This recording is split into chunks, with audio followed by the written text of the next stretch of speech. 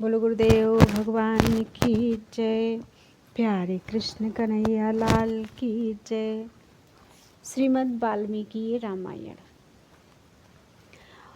द्वितीय खंड का उत्तरकांड चल रहा है और आज है द्वाविंशः सर्गः। श्री राम और अगस्त्य संवाद चल रहा है। यमराज और रावण का युद्ध। यम का रावण के वध के लिए उठाए हुए कालदंड को ब्रह्मा जी के कहने से लौटा लेना। विजयी रावण का यमलोक से प्रस्थान।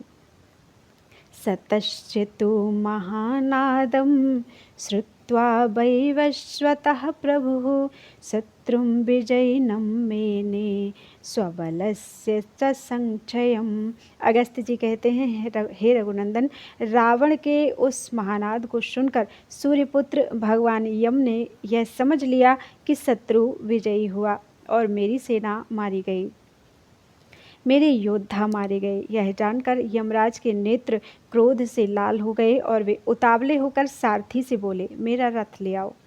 तब उनके सारथी ने तत्काल एक दिव्य एवं विशाल रथ वहां उपस्थित कर दिया और वह सामने विनीत भाव से खड़ा हो गया। फिर वे महातेजस्वी यम देवता उस रथ पर आरूढ़ हुए। उनके आगे प्राश और मुक्तर हाथ में लिए साक्षात मृत्यु देवता खड़े थे, जो प्रवाह रूप से सदा बने रहने वाले समस्त त्रिभुवन का संहार करते थे। उनके पार्श्वभाग में कालदंड मूर्तिमान होकर खड़ा हुआ था, जो उनका मुख्य एवं दिव्य आयुध है। वह अपने तेज से अग्नि के समान प्रज्वलित हो रहा था। उनके दोनों बगल में छिद्र रहित कालपास खड़े थे और जिसका स्पर्श अग्नि के समान दुसह है, वह मुग्धर भी मूर्तिमान होकर उपस्थित था। समस्त लोकों को भय देने वाले साक्षात काल को कुपित हुआ देख तीनों लोकों में हलचल मच गई। समस्त देवता कांप उठे। तदनंतर सारथी ने सुंदर कांति वाले घोड़ों को हाँका और वह रथ भयानक आवाज करता हुआ उस स्थान पर जा पहुंचा जहां राक्षस राज रावण खड़ा था। इंद्र के घोड़ों के समान तेजस्वी और मन के समान शीघ्रगामी उन घोड़ों ने यमराज को क्षण भर में उस स्थान पर पहुंचा दिया जहां वह युद्ध चल रहा था। मृत्यु देवता के साथ उस विकराल रथ को आया देख राक्षस राज के सचिव सहसा वहां से भाग खड़े हुए। उनकी शक्ति थोड़ी थी, इसलिए वे भय से पीड़ित होकर अपना होश हवास खो बैठे और हम यहाँ युद्ध करने में समर्थ नहीं हैं, ऐसा कहकर विभिन्न दिशाओं में भाग गए। परंतु समस्त संसार को भयभीत करने वाले वैसे विकराल रथ को देखकर भी दशग्रीव के मन में ना तो क्षोभ हुआ और ना भय ही। अत्यंत क्रोध से भरे हुए यमराज ने रावण के पास पहुंचकर शक्ति और तोमरों का प्रहार किया तथा रावण के मर्म स्थानों को छेद डाला। तब रावण ने भी संभल कर यमराज के रथ पर बाणों की झड़ी लगा दी, मानो मेघ जल की वर्षा कर रहा हो। तदनंतर उसकी विशाल छाती पर सैकड़ों महाशक्तियों की मार पड़ने लगी। वह राक्षस शल्यों के प्रहार से इतना पीड़ित हो चुका था कि यमराज से बदला लेने में समर्थ न हो सका। इस प्रकार शत्रुसूदन यम ने नाना प्रकार के अस्त्र शस्त्रों का प्रहार करते हुए रणभूमि में लगातार 7 रातों तक युद्ध किया।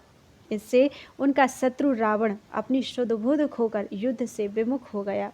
वीर रघुनंदन, वे दोनों योद्धा समर भूमि से पीछे हटने वाले नहीं थे और दोनों ही अपनी विजय चाहते थे। इसलिए उन यमराज और राक्षस दोनों में उस समय घोर युद्ध होने लगा। तब देवता, गंधर्व, सिद्ध और महर्षि गण प्रजापति को आगे करके उस सम्रांगण में एकत्र हुए।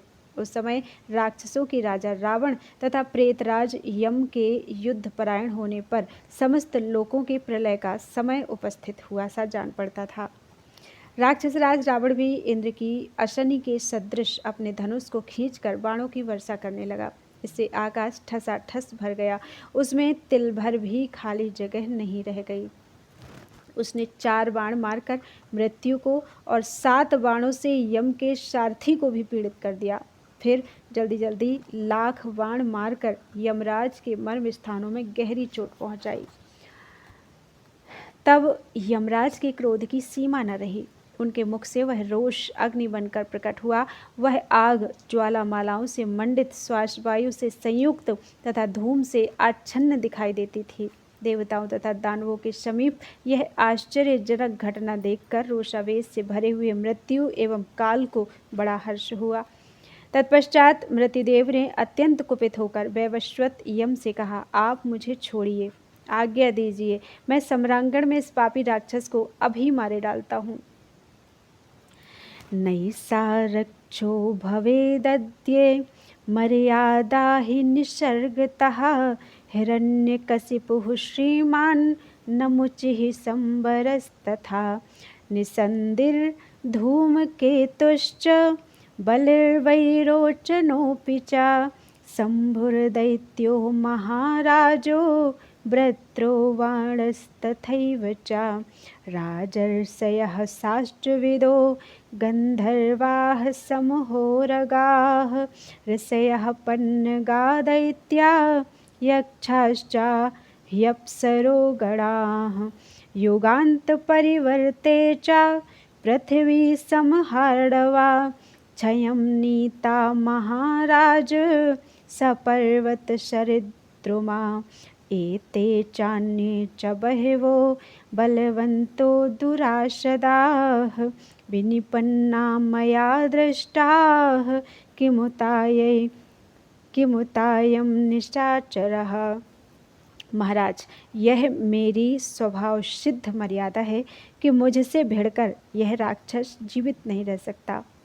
श्रीमान हिरण्यकशिपु, नमुचि, शंबर, निसंदी, धूमकेतु, विरोचन कुमार बलि, शंभु नामक दैत्य, महाराज वृत्रासुर तथा बाणासुर, कितने ही शास्त्रवेत्ता, राजर्षि, गंधर्व, बड़े बड़े नाग, ऋषि, सर्प, दैत्य, यक्ष, अप्सराओं के समुदाय युगांत काल में समुद्रों, पर्वतों, सरिताओं और वृक्षों सहित पृथ्वी, ये सब मेरे द्वारा क्षय को प्राप्त हुए हैं। ये तथा दूसरे बहुतेरे बलवान एवं दुर्जय वीर भी मेरे द्वारा विनाश को प्राप्त हो चुके हैं। फिर यह निशाचर किस गिनती में है? धर्मज्ञ, आप मुझे छोड़ दीजिए, मैं इसे अवश्य मार डालूंगा। जिसे मैं देख लूं वह कोई बलवान होने पर भी जीवित नहीं रह सकता। काल मेरी दृष्टि पड़ने पर वह रावण 2 घड़ी भी जीवन धारण नहीं कर सकेगा। मेरे इस कथन का तात्पर्य केवल अपने बल को प्रकाशित करना मात्र नहीं है, अपितु यह स्वभाव सिद्ध मर्यादा है। मृत्यु की यह बात सुनकर प्रतापी धर्मराज ने उससे कहा, तुम ठहरो, मैं ही इसे मारे डालता हूँ। तदनंतर क्रोध से लाल आंखें करके सामर्थ्यशाली वैवस्वत यम ने अपने अमोघ कालदंड को हाथ से उठाया। उस कालदंड के पार्श्व भागों में कालपास प्रतिष्ठित थे और वज्र एवं अग्नितुल्य तेजस्वी मुगदर भी मूर्तिमान होकर स्थित था। वह कालदंड दृष्टि में आने मात्र से प्राणियों के प्राणों का अपहरण कर लेता था। फिर जिससे उसका स्पर्श हो जाए अथवा जिसके ऊपर उसकी मार पड़े, उस पुरुष के प्राणों का संहार करना उसके लिए कौन सी बड़ी बात है। ज्वालाओं से घिरा हुआ वह कालदंड उस राक्षस को दग्ध सा कर देने के लिए उद्यत था। बलवान यमराज के हाथ में लिया हुआ वह महान आयुध अपने तेज से प्रकाशित हो उठा। उसके उठते ही सम्रांगण में खड़े हुए समस्त सैनिक भयभीत होकर भाग चले। कालदंड उठाए यमराज को देखकर समस्त देवता भी क्षुब्ध हो उठे। यमराज उस दंड से रावण पर प्रहार करना ही चाहते थे कि साक्षात पितामह ब्रह्मा वहां आ पहुँचे। उन्होंने दर्शन देकर इस प्रकार कहा, अमित पराक्रमी महाबाहु वैवस्वत, तुम इस कालदंड के द्वारा निशाचर रावण का वध न करो। देव प्रवर, मैंने इसे देवताओं द्वारा न मारे जा सकने का वरदान दे दिया है। मेरे मुंह से जो बात निकल चुकी है उसे तुम्हें असत्य नहीं करना चाहिए। जो देवता अथवा मनुष्य मुझे असत्यवादी बना देगा उसे समस्त त्रिलोकी को मिथ्याभासी बनाने का दोष लगेगा, इसमें संशय नहीं है।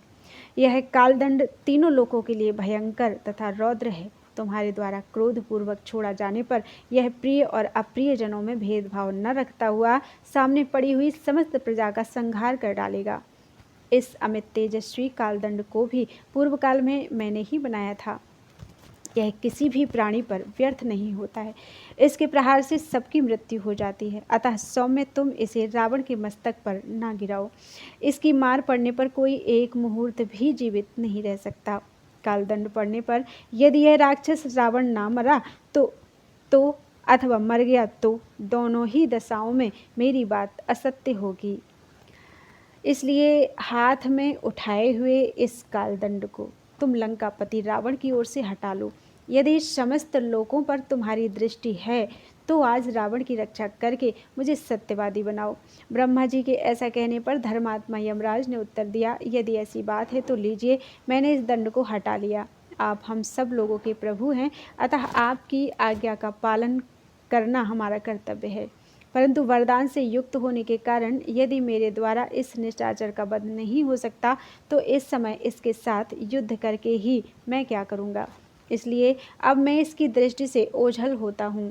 यूँ कहकर यमराज रथ और घोड़ों सहित वहीं अंतर्ध्यान हो गए। इस प्रकार यमराज को जीतकर अपने नाम की घोषणा करके दशग्रीव रावण पुष्पक विमान पर आरूढ़ होकर यमलोक से चला गया। तदनंतर सूर्यपुत्र यमराज तथा महामुनि नारद जी ब्रह्मा आदि देवताओं के साथ प्रसन्नतापूर्वक स्वर्ग में गए। इत्यार्थे श्रीमद् रामायणे वाल्मीकि आदि काव्ये उत्तरकांडे द्वाविंशः सर्गा। इस प्रकार श्री वाल्मीकि निर्मित आर्ष रामायण आदि काव्य के उत्तरकांड में 22वां सर्ग पूरा हुआ। बोलो वृंदावन बिहारी लाल की जय। त्वदीयं वस्तु गोविंदम तुभ्यमेव समर्पितम्।